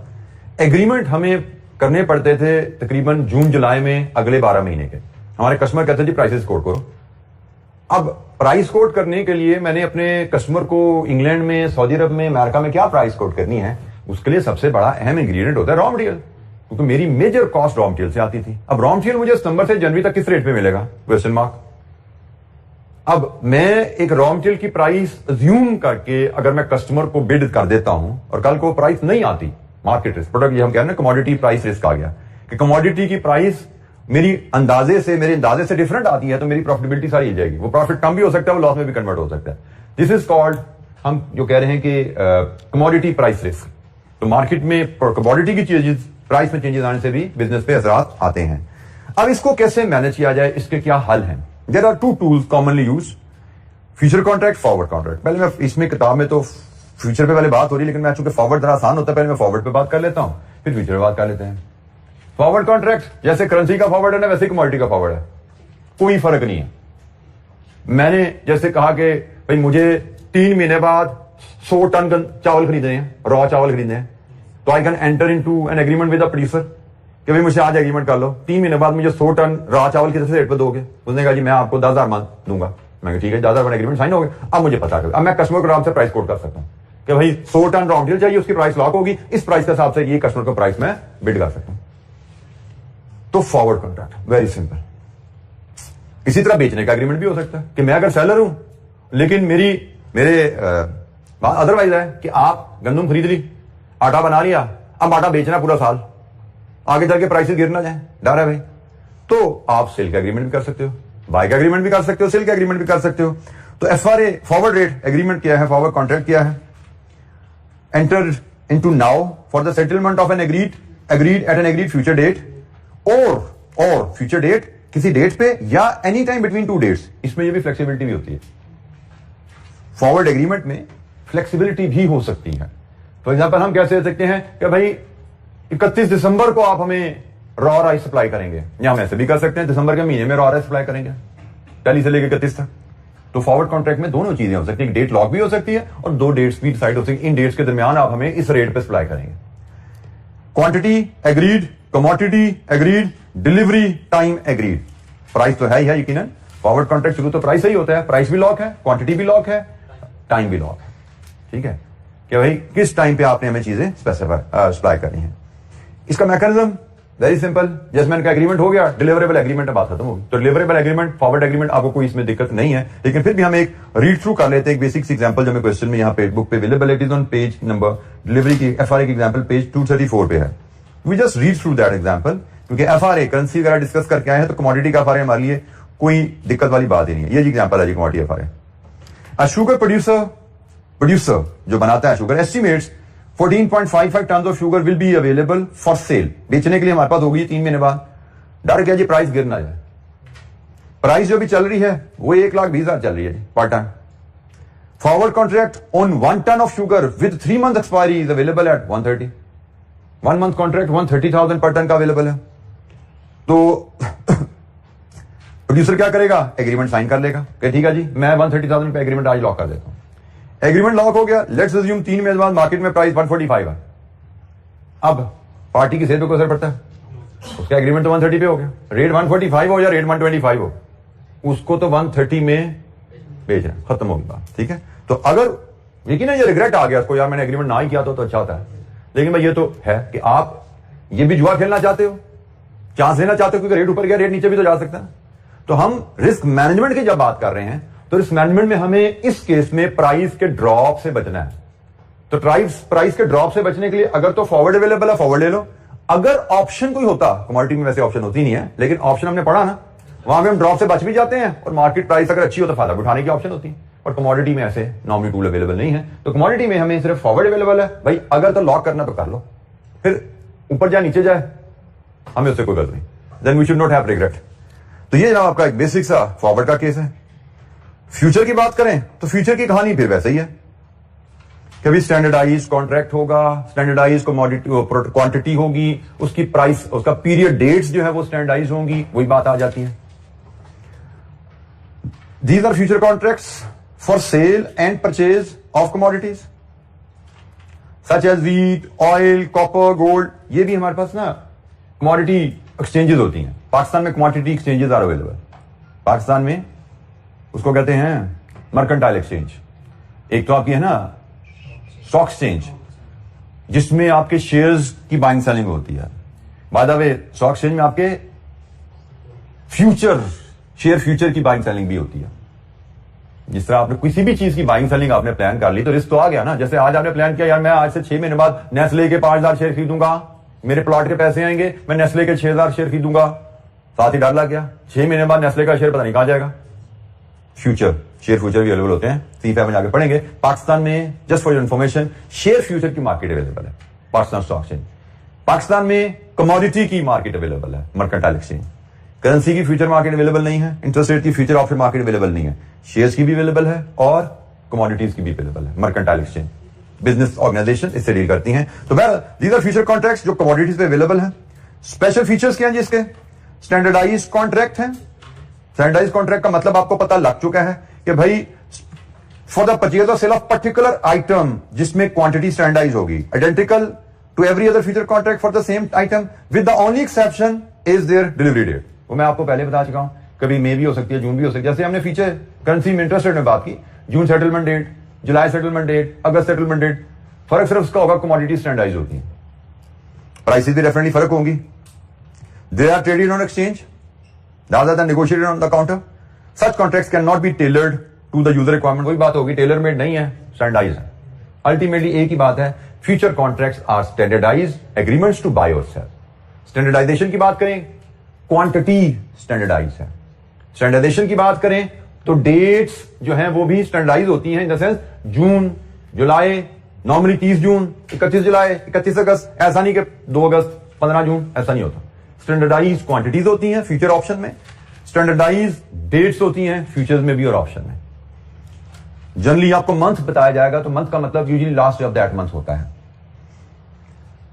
अच्छा, इसकी भी एक बेसिक सी एग्जांपल हम ओवरव्यू अगर ले लें फ्यूचर के ऊपर, सेम डाटा के साथ हमें एक एग्जांपल दी गई है यहां पे. अच्छा, फ्यूचर का मैकेनिज्म देख लीजिए, फिर वही रहेगा. हेज पोजीशन ओपन होगी, क्लोज होगी, नफा नुकसान, कंपनसेशन. जो हमने पढ़ा पीछे करेंसी में, जो हमने इंटरेस्ट रेट में पढ़ा, कमोडिटी में फ्यूचर का मैकेनिज्म भी वही है. Future market is non deliverable underline concept. और जब नॉन डिलीवरेबल का मतलब आ गया तो आपको पता होना चाहिए कि नॉन डिलीवरेबल में क्या होता है. सेल होगा, बाय होगा, नफा नुकसान होगा, मार्केट में जाकर खरीदो फरोख्त होगी, उसमें एडजस्ट कर लेना नफा नुकसान. ठीक है, ये बिल्कुल वैसे ही है. A producer same data estimates 4.55 million of sugar will be available for sale in 3 months. The following relevant information. Price currently 120 है. फ्यूचर कॉन्ट्रैक्ट 1 टन का उसकी 3 मंथ एक्सपायरी के साथ 1,30,000 पे अवेलेबल है. और accordingly 4.55 1 ton contract, 15 contract sell करने पड़ेंगे. ऐसा ही है ना, आपने शुगर सेल करने का कॉन्ट्रैक्ट करना है, sell sugar future now. Sell future किया आपने कितने, 15 कॉन्ट्रैक्ट. किस प्राइस पे, 1.30 पे. क्योंकि स्टैंडर्ड कॉन्ट्रैक्ट 1 टन का है, आप डिवाइड करोगे तो 14.55 कॉन्ट्रैक्ट्स आते हैं, राउंड ऑफ कर लोगे. After 3 months let's assume sugar price आ गई जी 145 पे. आफ्टर 3 मंथ शुगर प्राइस 145 पे है. अब हेज कैसे काम करता है, आपने हेज पोजीशन ओपन की सेल 130 से, बाद में इसको क्लोज किया बाय 145 पे, सेल किया बाय किया, आपको हुआ नुकसान. पर टन आपको नुकसान हुआ. ये तो नुकसान है पर टन.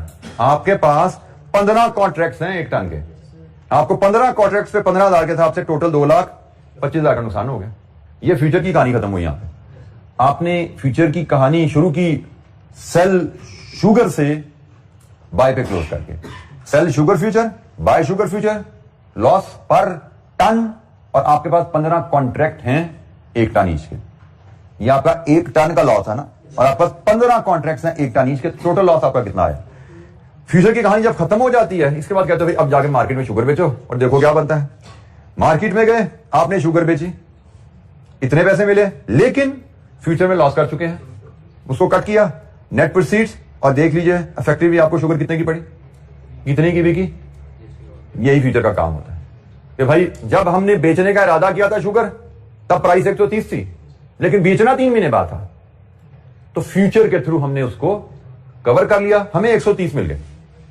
फर्क थोड़ा सा आ गया, किस वजह से, राउंडिंग ऑफ. 14.55 की जगह 15 लिया मैंने, इसकी वजह से 31 की जगह 29,536 आ. यह है जी फ्यूचर का कॉन्ट्रैक्ट कमोडिटी के. ये इसी तरह बाय का कॉन्ट्रैक्ट कर सकते हो. आपने गंदम खरीदनी है, बाय करो, फिर सेल करके क्लोज करोगे, नफा नुकसान होगा, मार्केट में खरीदोगे, एडजस्ट करोगे, कहानी बिल्कुल सेम.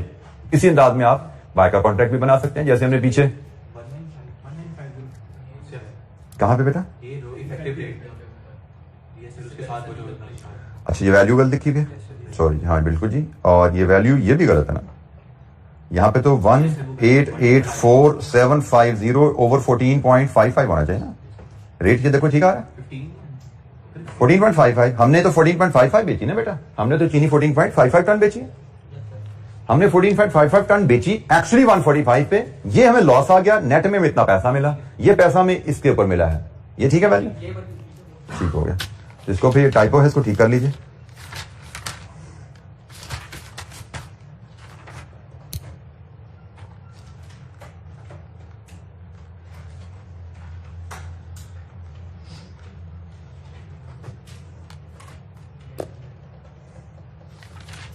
तो कमोडिटी के फ्यूचर्स, कमोडिटी के फॉरवर्ड्स, अगर आप करेंसी और इंटरेस्ट रेट को समझने आए हैं तो ये कहानी बड़ी आसान रही हमारी. ठीक है, इसमें बेसिक कॉन्सेप्ट मैंने कहा आपको क्लियर हो गया। अगर बेसिक कॉन्सेप्ट आपने समझ लिया तो सवाल में इसी डिफिकल्टी लेवल से कभी बाय, कभी सेल, कभी लोन, कभी डिपॉजिट यहीं पे घुमाएगा एग्जामिनर। अभी तक जैसे मैंने कहा, मैं फिर बता दूं, एक दफा में मॉडल में करेंसी फ्यूचर, एक दफा स्प्रिंग 22 में currency FRA and money market, ये 2 सवाल अभी तक आए। बाकी अभी जो भी एरियाज हम पढ़ रहे हैं ये सवाल इन पे आया नहीं, लेकिन यकीनन आने वाले अटेम्प्ट्स में इनमें सवाल मिलने वाले हैं इंशाअल्लाह। तो वी हैव टू प्रिपेयर। और इसमें फिर कह दो कि जो क्लासरूम डिस्कशन, जो नोट्स में अवेलेबल है material, this should be enough. इसी को आपने समझ के किया हो आपके लिए काफी है इंशाअल्लाह। इसके आगे दाएं बाएं बहुत ज्यादा होने की जरूरत नहीं है आपको।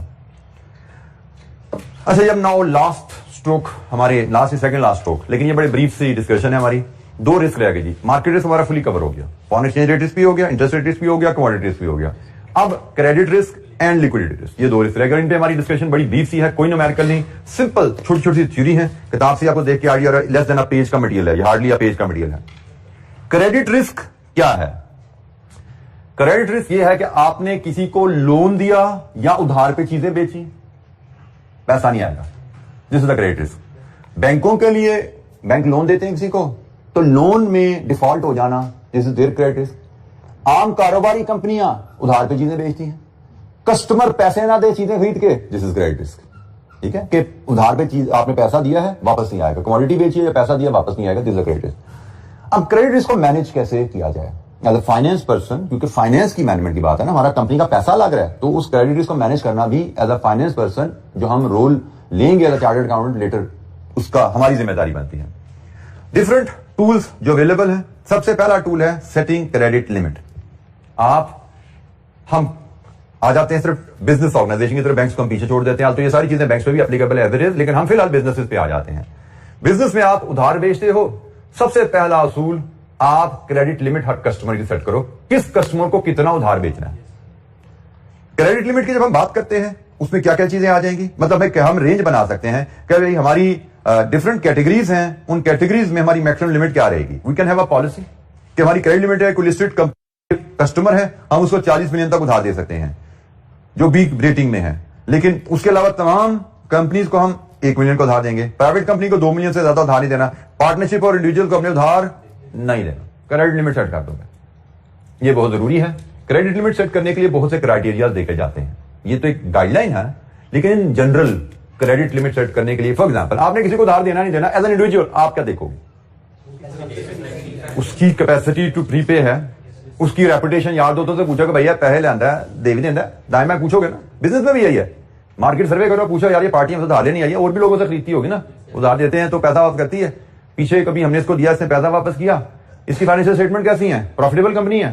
सो करेक्ट, इन चीजों को देख के आप उसको असेस करते हो, फिर क्रेडिट लिमिट सेट करते हो, लेकिन एक जनरल गाइडलाइन आप डेवलप कर सकते हो, भाई हमने इससे ऊपर की जरूरत नहीं जाना, जितनी मर्जी अच्छी कंपनी हो, जितनी मर्जी बड़ी कंपनी हो, हमने इनसे ऊपर नहीं जाना। देना नहीं देना ये तो कुछ फैक्टर में देख के फैसला करेंगे, लेकिन अगर हम दे रहे हैं तो लिमिट सेट होनी चाहिए। क्योंकि होता क्या है कि आप किसी बंदे को, नॉट द अप्रोप्रिएट वर्ड, किसी कंपनी को हम जिस तरह कहते हैं, किसी कंपनी को उसकी औकात से ज्यादा उधार देते हैं ना, तो बात का वो भी ईमान डोल देता है। मतलब मैं कमजोर ईमान का बंदा हूं, लेकिन फिर भी 100 रुपए में तो नहीं बिकूंगा ना, 100 रुपए तो खराब नहीं होगा, 100 का उधार दोगे वापस कर ही दूंगा। लेकिन अगर थोड़ा सा ईमान मेरा ज्यादा कमजोर है, मतलब उसी कमजोरी पे आप मुझे 500 का उधार दे दो, तो फिर मैं सोचूंगा वापस करूंगा ना। तो इसलिए क्रेडिट लिमिट सोच समझ को उधार देना है, किसको कितना उधार देना है, दिस मैटर। ठीक है ना, मतलब एक दोस्त यार तू फलाने उधार देता है, मैंने भी उधार दे दे, और भाई क्यों, उसको उधार देने की वजह कुछ हो रहा है, आपको उधार क्यों दिया जाए। कारोबार में ऐसा नहीं होता, कारोबार में देखा जाता है कि भाई किसको कितना उधार देना है, उसकी वर्थ के हिसाब से, उसकी बिजनेस की वर्थ के हिसाब से, उसकी रिक्वायरमेंट के हिसाब से। मतलब बात का होता है, एक बंदा कहता है मुझे आप रॉ मटेरियल उधार पे दे दें, कितना उधार दे दें आपको रॉ मटेरियल, मैंने जी 5,000 यूनिट बनाने, उनका मटेरियल उधार दे दें, तो भाई चेक तो कर लो, उसके फाइनेंशियल स्टेटमेंट देखो, पता लगे पूरा साल में बनाते ही 2,000, आपसे 5,000 मटेरियल का उधार, यूनिट का उधार क्यों मांग रहे हैं, इसका मतलब कुछ गड़बड़ है ना, कपला करना है उससे। आप लिमिट लगाते हो, आप तो 2,000 साल का बेचते हो, आपको हम 300 से ज्यादा एट अ टाइम नहीं बेच सकते, 300 खरीदो, पैसे वापस करना, फिर 300 ले लेना। तो बिजनेस में आपको क्रेडिट लिमिट सेट करना चाहिए। फिर रेगुलर मॉनिटरिंग बड़ी जरूरी है, सिर्फ लिमिट नहीं सेट करके बैठ जाना भाई, कस्टमर को उधार देके सो नहीं जाना, कस्टमर को देखते रहना है, उसकी बिजनेस की परफॉर्मेंस रेगुलरली देखते रहो, उसकी फाइनेंशियल स्टेटमेंट सालाना रिव्यू करते रहो। यहां पे लगे कंपनी डाउन होने लगी है, वहीं पे हाथ खींच लो अपना, क्योंकि कंपनी डूबेगी तो आपका पैसा लेकर डूब जाएगा। आपको पता लगे कंपनी डाउन हो रही है, उसके बारे में खबर आ गई, उसका लाइसेंस कैंसिल हो गया, उसका कॉन्ट्रैक्ट कैंसिल हो गया, कस्टमर से लड़ाई होगी, उसकी कोर्ट में चला गया मसला, फौरन हाथ खींच लो, कभी कंपनी गड़बड़ में है, हमारा पैसा लेकर बैठेगी। फाइनेंशियल रेशियोज की देखते रहो, उसकी क्रेडिट रेटिंग देखते रहो। क्रेडिट रेटिंग हर कंपनी की क्रेडिट रेटिंग से मुराद क्या है? यही कि उसकी रेपुटेशन क्या है। क्रेडिट रेटिंग एक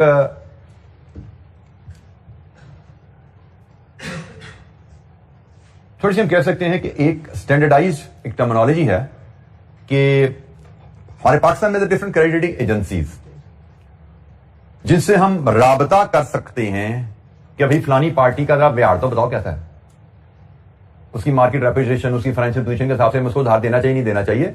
तो क्रेडिट रेटिंग कंपनी किसी भी कंपनी के बारे में ABC रेटिंग दे देते हैं हमें। हर कंपनी का अपना अंदाज होता है, बट मैं just for the sake of simplicity बता रहा हूं। एक क्रेडिट रेटिंग का मतलब बहुत अच्छी कंपनी है जी, 100% गारंटीड है, पैसा देना देगा तो 100% टाइम पे वापस आएगा, प्रॉमिस के पक्के हैं। बी तकरीबन टाइम पे दे देते हैं, देर सवेर कर देते हैं, बस 2-4-5 दिन ऊपर होते हैं, लेकिन पैसा देते हैं, मारने वाले नहीं है। सी रिस्क है भाई, कंपनी जरा कमजोर है, नीयत के शायद खराब नहीं है, लेकिन कंपनी कमजोर है, कल को डूबगी तो पैसा डूब भी सकता है, तो रिस्क थोड़ा ज्यादा देख लीजिएगा, ठीक है जी। और डी भी डाल देते हैं। डी का मतलब भाई पहले बहुत से कंपनी को पैसे मारे में, इसको ना देना। क्रेडिट रेटिंग आपको ABCD कैटेगरी बता देती है। तो भाई हम कह रहे हैं, और ये अक्सर स्पेशली बैंक्स के लिए मैंडेटरी होता है कि वो अपनी क्रेडिट रेटिंग रेगुलरली करवाते रहे। कंपनीज करवाए ना करवाए अपनी जरूरत पे इसके ऊपर है, लेकिन बैंक्स के लिए ये जरूरी है कि आपने सालाना क्रेडिट रेटिंग करवानी है, ताकि पब्लिक आपको जब पैसा दे तो उसको पता हो ये बैंक पैसा लेके वापस करने में कैसा है। क्रेडिट रेटिंग से मुराद कि आप जब किसी से पैसा लेते हो तो आप वादों के, प्रोमिसेस के, कमिटमेंट्स के कितने पक्के हो आपसी के बारे में। तो पब्लिक जब बैंकों को पैसा दे रही है तो बैंकों की क्रेडिट रेटिंग भी देखनी चाहिए, वहां उनकी रिक्वायरमेंट मस्ट है। अब किसी नेस्ले करवाए ना करवाए, कोहिनूर करवाए ना करवाए, वो उसकी डिस्क्रिप्शन है, उसकी मर्जी है, लेकिन बैंकों की जिम्मेदारी, उनकी मजबूरी है, उनके लिए लॉ बना हुआ है, वो करवानी जरूरी है। तो हमें अपने कस्टमर की क्रेडिट रेटिंग अगर कोई करवाता है तो देखते रहना चाहिए। इसमें फॉल आ रहा है, इसका मतलब कंपनी गड़बड़ कर रही है। और डेट का बर्डन भी देखना है कि जो मैंने भी कहा था, जितना डेट का बर्डन बढ़ता जाता है उतने डिफॉल्ट के चांसेस बढ़ते जाते हैं, पैसे डूबने के चांसेस बढ़ते जाते हैं। तो आप रेगुलरली देखो अपने कस्टमर को, इनमें से कोई भी चीज गड़बड़ हो रही है, इसका मतलब पैसा डूबने का चांस है। हाथ खींच लो अपना, पैसा बचा सकते हो तो बचा लो। जी बेटा। सर आपने कहा कि बैंक्स को मैंडेटरी है क्रेडिट रेटिंग करवाना। सर आपने कुछ क्लासेस पहले कहा था कि it is a general principle that banks do default. मैंने जनरल प्रिंसिपल बैंक्स के बारे में कहा था they don't default. General principle basically banks don't default इसलिए होता है कि बैंक्स के जो लाइसेंसेस होते हैं they are regulated by central banks. In every country they are regulated by central bank. और बैंक्स के पास जो भी पैसा आप रखवाते हो उसकी गारंटी होती है स्टेट बैंक की। अगर बैंक का लाइसेंस वैलिड है, इसका मतलब है कि आप बैंक को पैसा दो तो बैंक साथ डूबेगा नहीं आपका, स्टेट बैंक की गारंटी है। बैंक बेशक बंद भी हो जाएगा, स्टेट बैंक पैसा पूरा करेगा, और स्टेट बैंक के पीछे गवर्नमेंट खड़ी होती है। तो गवर्नमेंट वैसे तो श्रीलंका ने सॉवरेन डिफॉल्ट हो गया, लेकिन सॉवरेन डिफॉल्ट, गवर्नमेंट का default is a very very rare phenomena. Government never default, government state bank के पीछे खड़ी होती है। इसका मतलब गवर्नमेंट कभी डिफॉल्ट नहीं करती तो स्टेट बैंक कभी डिफॉल्ट नहीं करेगा। स्टेट बैंक कमर्शियल बैंक के पीछे खड़ा है। अब कमर्शियल बैंक डिफॉल्ट ना करे तो भाई कमर्शियल बैंक तो कमर्शियल बैंक है ना, नुकसान होता तो बंद हो सकता है। तो बैंक बंद हो सकता है, लेकिन बैंक में बड़ा पैसा डूबना नहीं चाहिए असूलन स्टेट बैंक के प्रॉमिस के मुताबिक। स्टेट बैंक को पैसा आपको वापस करना चाहिए। पैसा तो स्टेट बैंक वापस कर देगा, लेकिन उस पैसे में ख्वारी जो होगी लेने में, रिस्क तो आ गया बीच में। Banks are commercial organisation, banks may get into losses, banks may get into liquidation, they may get close down. Depositors को पहले तसल्ली है कि क्लोज आउट हो गए, हमारा पैसा डूबा नहीं है, हमारा पैसा स्टेट बैंक पूरा कर देगा। कब करेगा? परेशानी तो आएगी ना।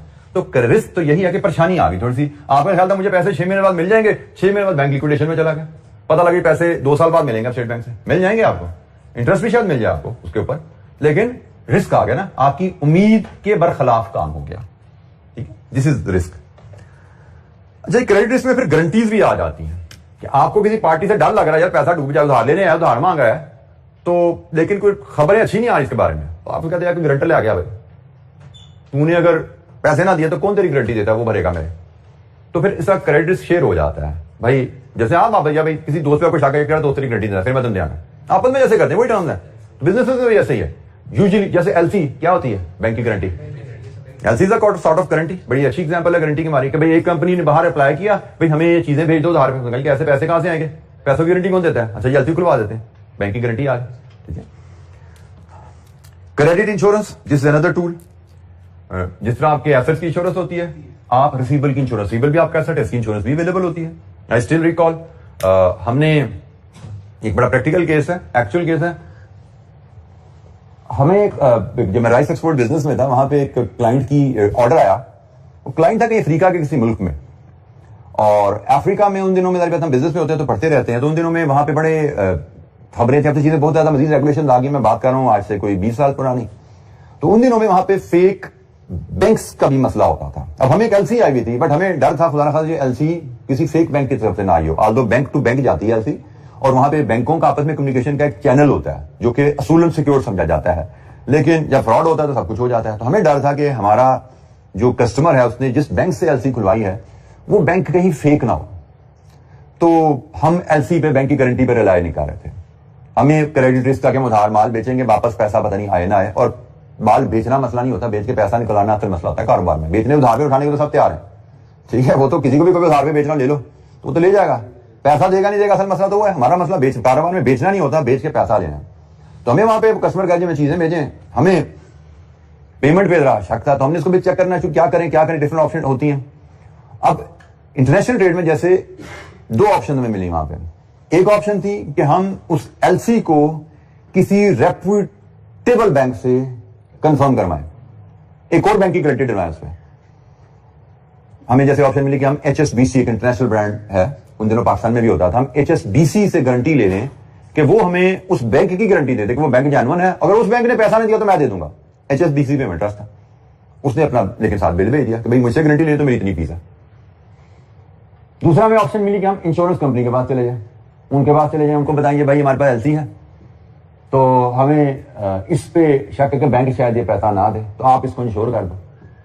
उन्होंने अपना फिगर बता दी, ठीक है इंश्योरेंस हम दे देते हैं, आप ये हमारा इतना प्रीमियम है, आप ये प्रीमियम दे दें, हम आपको इंश्योरेंस दे देते हैं। बैंक ने अगर पैसा नहीं दिया आपका, कोई कस्टमर तो निकल गया। जब एलसी इशू होगी तो कब कस्टमर तो बाहर हो गया, अब तो बैंक बीच में आ गया ना कि मैंने बैंक से पैसा लेना है, तो कहिए कि बैंक पैसा नहीं देगा तो इंश्योरेंस कंपनी भर देगी आपका, लेकिन प्रीमियम है इंश्योरेंस का जैसे होता है। तो ये ऑप्शन भी अवेलेबल है, हम क्रेडिट इंश्योरेंस भी ले सकते हैं। तो क्रेडिट रिस्क मैनेजमेंट के लिए what are the different tools? पहली बात, हम रिस्क ले ही कैलकुलेटेड लिमिट्स देख के अच्छी पार्टी को चीजें बेचें। फिर रेगुलर मॉनिटरिंग करें ताकि जहां पे ही कोई पैसा डूबने का खतरा पैदा हो फौरन हम चीजों को कंट्रोल करें, अपनी कंपनी को नुकसान से बचाएं।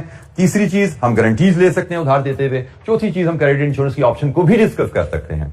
डिफरेंट केसेस में डिफरेंट ऑप्शन एक्सरसाइज होती हैं। जैसे मैंने कहा, मैं अपनी ट्रेड में था तो हमारी कुछ पार्टीज ऐसी थी जिनसे हम एडवांस कैश पे ट्रेड कर सकते हैं। ये भी एक तरीका ना, उधार पे बेचो ना एडवांस ही ले लो। हम कुछ पार्टी से एडवांस मंगवा लेते थे। इंग्लैंड की पार्टी है जो हमारी नोन नहीं है, नया कस्टमर कहती है पहली टर्म कैश पे भेज दो, कैश एडवांस भेजो, हम कर देते हैं एक्सपोर्ट। तो कैश पे लो, उधार करो ही ना ताकि रिस्क ही ना रहे। दूसरा, फिर जो पुरानी पार्टी थी जिन पे हमारा टेस्ट था, उनका हमारा फाइनेंशियल स्टेटमेंट तो बिहेवियर ऐसा था कि हमें पता था पैसा ये नहीं मांगती, उनमें हम बगैर गारंटी के माल दे देते हैं उनको। अच्छे क्लाइंट से जिनका आपका रिलेशनशिप बन जाता है, आप बगैर गारंटी के उधार दे देते हैं। हम बगैर गारंटी के इंग्लैंड माल भेज देते थे। कुछ कंपनी से हम एलसीज लेते थे और कुछ जैसे मैंने कहा एलसी को कंफर्म भी करा लेते थे और इंश्योरेंस भी ले लेते थे। तो हर क्लाइंट के लिए डिफरेंट स्ट्रेटजी है, बट हमें क्रेडिट रिस्क को देखना है। कैसे देखना है? डिफरेंट टूल्स की हमने बात की। हमें इस पे मे भी 1-2-4 नंबर का नोट आ सकता है, हमें कोई एक एमसीक्यू भी बन सकता है इस पे, ठीक है। लिक्विडिटी रिस्क लास्ट हमारा पॉइंट ऑफ डिस्कशन आज का। लिक्विडिटी रिस्क ये है कि भाई company may not be able to meet its obligation when they fall due. बिजली का बिल आया, पे करने के पैसे नहीं है। किराया फैक्ट्री का ड्यू हो गया, पे करने के पैसे नहीं है। सप्लायर को पेमेंट करनी है, पे करने पैसे नहीं है, due to whatever reason.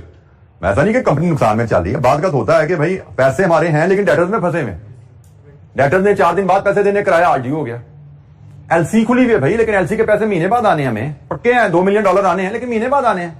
Bank की लोन की किस्त आज ड्यू होगी। This is liquidity risk. When liability falls you don't have cash. और मैंने आपको बोला हुआ है कि ज्यादातर बिजनेसेस बंद होते हैं इस वजह से, लिक्विडिटी रिस्क की वजह से, कि they don't have liquidity. Profits बेतहाशा किताबों में, एसेट बेतहाशा बैलेंस शीट में, कैश नहीं है। कैश नहीं है तो बिजनेस बंद हो जाएगा, कैश के बगैर बिजनेस नहीं चलता। तो हमें बहुत जरूरी होता है कि हम अपने बिजनेस की लिक्विडिटी को मॉनिटर करें और इसको मैनेज करें। वर्किंग कैपिटल रेशियोज हमने पढ़ी थी लिक्विडिटी के हिसाब से ही। अब लिक्विडिटी के लिए एक तरीका क्या है? स्टैंडिंग क्रेडिट लाइन लेकर रखें। आपके पास फाइनेंसर्स की कमिटमेंट होनी चाहिए कि भाई कहीं पे भी हमारी ऊपर नीचे हुआ ना पैसा आने में और हमें जरूरत पड़ गई, ऑब्लिगेशन ड्यू होगी, तो फाइनेंसर से कमिटमेंट होनी चाहिए आपकी। वो फाइनेंसर आपका इक्विटी शेयर होल्डर भी हो सकता है। गारंटी किसी ने कहा हाँ जी ठीक है जी मेरे पास 10 करोड़ 20 करोड़ पड़े, मैं 20 करोड़ की गारंटी जब मांगोगे 1 दिन का नोटिस में दूंगा। बट नॉर्मल बिजनेस में ओवरड्राफ्ट लाइन होती है। आप स्टैंडिंग क्रेडिट लाइंस बैंक से ओवरड्राफ्ट लाइन लिमिट अप्रूव करा के रखते हो। रूटीन में यूज नहीं कर रहे हैं, लेकिन इन केस जरूरत पड़े तो बैंक से हम उधार इमीडिएटली ले सकते हैं विदाउट एनी नोटिस। अप्रूव करी नहीं हमने लिमिट, उसकी हम सालाना फीस भी दे रहे हैं उनको, बैंक सालाना फीस लेता है और जरूरत पड़ेगी हम यूज कर सकते हैं। Regular monitoring of working capital ratios, ये बहुत जरूरी है, क्योंकि मैंने आपको जो बताया ना बिजनेसेस फेल हो जाते हैं, वो फेल होते कैसे हैं? बिजनेसेस ग्रो करते हैं, सेल्स एकदम बढ़ गई जी, 1.5 गुना होगी सेल्स, बूस्टर लग गया सेल पे, अब सारे छलांगे मारने लग जाए, लो जी अब तो मुझे profit profit, but they don't realise कि सेल्स बढ़ी है तो रिसीवेबल बढ़ेंगे, सेल्स बढ़ी है तो इन्वेंट्री बढ़ेगी, प्रॉफिट तो आने साल के एंड पे, रिसीवेबल तो भी बढ़ गए, इन्वेंट्री तो भी बढ़ गई, लिक्विडिटी क्रंच आ जाता है।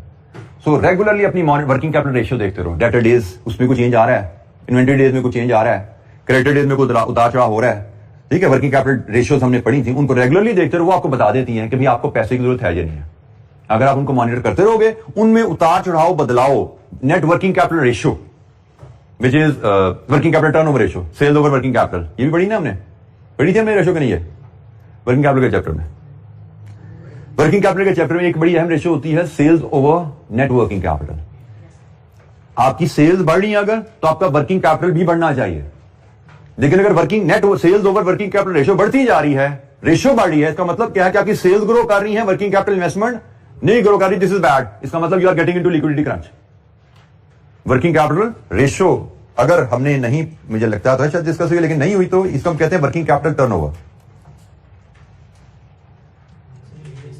हुई भी है नहीं हुई, चलें इसको हम कह लेंगे sales over net working capital. For example आपकी सेल्स 100 रुपया, वर्किंग कैपिटल 10 रुपया था, तो ये टर्नओवर है जी से 10, ओके, ये नॉर्मल रूटीन में चल रहा था। अब आपकी सेल्स होगी है से 200 और ये 10 का 10 पे खड़ा हुआ है, टर्नओवर रेशियो 20 पे जाने का मतलब क्या कि भाई अब हमारा ये रिलेशनशिप डिस्टर्ब हो गया। यहां पे हम मुतमईन थे, चीजें रूटीन में थी, ये रिलेशनशिप डिस्टर्ब हो गया। टर्नओवर रेशियो बढ़ने का मतलब क्या कि भाई अब आपको शायद वर्किंग कैपिटल इन्वेस्टमेंट कम हो गई है सेल्स के मुकाबले में। यहां पे था 10:1, यहां पे अब 20:1 हो गया। 20 रुपीज की सेल के पीछे 1 रुपया का कैपिटल पड़ा है आपके पास। अगर आप इसको रेशियो में देखने जाओ तो ये ऐसे है ना, तो इसका मतलब लिक्विडिटी क्रंच आ रहा है। हम, ये हमारा स्टैंडर्ड था, हम यहां पे चलते थे, अब सेल्स में एकदम इजाफा आया है, हमारा कोई कंपैटिटर बंद हो गया, हमारी प्रोडक्ट की एकदम हिट होगी, सेल्स में एकदम इजाफा आया, इजाफे के साथ हमने पैसा नहीं डाला तो ये बढ़ गया। ये बढ़ना भी डेंजरस है, इसको भी हमने मेंटेन रखना होता है। जिस तरह सेल्स बढ़ी उसके हिसाब से हमें इसको भी बढ़ाना चाहिए था, इसको भी हमें 20 पे ले जाना चाहिए था, ताकि हम ये 10:1 पे इसको मेंटेन कर पाते। तो वर्किंग कैपिटल रेशियो देखोगे तो आपको पता लग जाएगा आपको पैसे की जरूरत है। अगर आपको पता ना लगा पैसे की जरूरत है और एकदम पैसे की जरूरत पड़ गई, आपने बंदोबस्त ना किया हुआ, प्रॉब्लम में आ रहे हो, लिक्विडिटी रिस्क आ जाता है कि पैसा ना होने की वजह से बिजनेस में नुकसानात होने शुरू हो जाएंगे, क्योंकि लिक्विडिटी रिस्क है द कॉस्ट।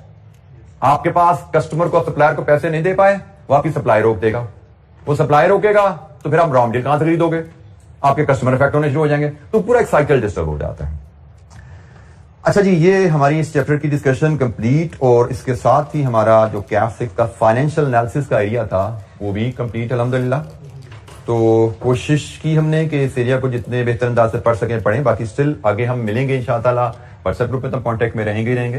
हम इंशाअल्लाह, जैसे मैंने कहा कि एक सेशन में मिलेंगे जिसमें हम एग्जाम टेक्निक्स पे और रिसेंट अटेम्प्ट के जो क्वेश्चंस हैं उनको भी डिस्कस करेंगे इंशाअल्लाह कंप्लीटली। वो सेशन मेरे दिन में है कि अब आप लोगों का, क्योंकि नेक्स्ट वीक से मंडे 15 से मॉक्स हैं, तो once you are free from the mocks उसके बाद हम प्लान करेंगे, और that will be a 1 day session, मतलब उसमें 3 घंटे का सेशन, मेरा नहीं ख्याल से ज्यादा हमारा सेशन होगा, और उसमें हम जो एक और एजेंडा होगा, मेरी तरफ से एजेंडा एग्जाम टेक्निक्स का रिकैप है, रिसेंट अटेम्प्ट की डिस्कशन है, और आपकी तरफ से एजेंडा किसी एरिया में if you have any query, आपने कोई रिवीजन भी कर ली होगी, मॉक में भी बैठ चुके होगे, आपको कोई इश्यूज होंगे जिसमें आप फर्दर गाइडेंस चाहते होगे, तो उस पर हम इंशाअल्लाह, वो फिर 4 घंटे लगे, 6 लगे या 2 दिन लग जाए, हमें उस पर कोई नहीं है, लेकिन वो सेशन फायदा वही बचा उठा पाएगा सेशन का जिसने रिवीजन कर ली भी अच्छी, जिसने मॉक भी दे दिया, उसका तो बहुत ही ज्यादा फायदा हो जाएगा। फिर सेशन में बैठोगे तो आप डिस्कस कर पाओगे कि मॉक दिया था हमने, अब एग्जाम टेक्निक की 12 बातें हो रही हैं, तो क्या चैलेंजेस आए थे और क्या उसको हम रिमूव कैसे कर सकते हैं, उसको बड़ी एक फ्रूटफुल डिस्कशन इंशाअल्लाह वहां पे कर पाएंगे। तो आज के लिए इतना है जी, बाकी इंशाअल्लाह मुलाकात होगी जल्दी। थैंक यू वेरी मच, अस्सलाम वालेकुम।